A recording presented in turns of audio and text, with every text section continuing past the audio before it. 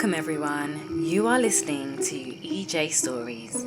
If you like stories that will keep you up all night, then please like, share with friends and subscribe to our channel. Are you ready for true horror? Let's go. I grew up in a remote part of New Mexico, on the edge of Navajo land. We were used to silence, long nights, and things that moved just beyond the light. My grandfather used to warn us about skinwalkers, witches who wore the skins of animals or people, becoming them. I never believed him, until last October. My brother Jacob and I had gone hiking, a last-minute trip before he left for college. We took the North Trail, the one that cuts through miles of high desert and scrub pine. The sun was dipping low when we made camp. "Don't whistle at night," Jacob said with a grin. "Grandpa'll come haunt you." "Or worse," I joked. "Skinwalkers." We laughed, but I noticed he didn't whistle. Neither did I. That night, around 2 a.m., I woke up needing to pee. The fire was out, and the moon lit everything in pale blue. Jacob wasn't in his sleeping bag. I figured he went to do the same. I stepped away from the tent and headed for a patch of rocks. That's when I heard it. Twigs snapping, a low shuffle behind me. "Jacob," I whispered. No answer, just more crunching. I turned around. There, maybe 20 feet away, stood something that looked like my brother.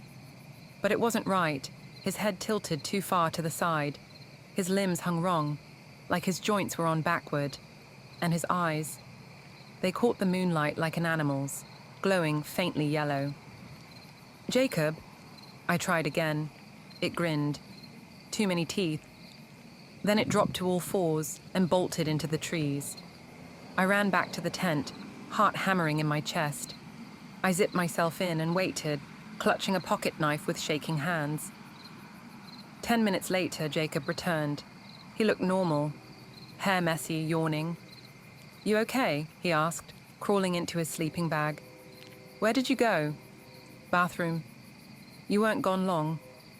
He just shrugged and closed his eyes. I didn't sleep. The next day, he seemed off. He didn't remember parts of our hike. He said he wasn't hungry, though we hadn't eaten since the night before. He kept staring at me when he thought I wasn't looking. That evening, we packed up early and headed back to the truck. On the way, we passed a dead coyote. Or at least, I think it was a coyote. Its body was twisted, like it had been broken from the inside out. The fur had been skinned clean off, lying next to it like a discarded jacket. Jacob didn't even look at it. I tried calling our parents once we had signal. No answer. At home, everything felt wrong. The house smelled like wet earth and copper. Jacob locked himself in his room. I heard him whispering at night, scratching at the walls. I finally told Grandpa what I saw. He went pale. "That thing in the woods wasn't your brother," he said. "But if it followed you home, it wants to be." He gave me a pouch of ash and white powder, protection, he said, and told me to sprinkle it across my doorway, and Jacob's. If one of us couldn't cross it, I'd know. That night, I did just that. I crossed it fine. Jacob didn't. He stood there, staring down at the line of ash like it was a wall of fire. Then he looked up at me and smiled.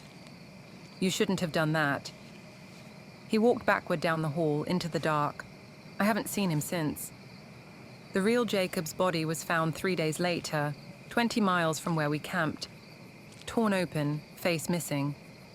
They never asked how I knew to look there, and I never told them that something still knocks on my window at night. Something with too many teeth that still sounds like my brother.